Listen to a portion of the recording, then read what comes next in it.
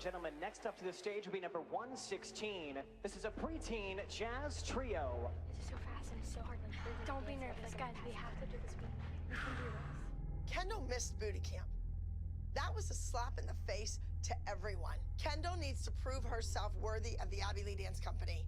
She needs to lead this trio to a victory. Please welcome Chloe, Paige, and Kendall dancing to Buckle Up.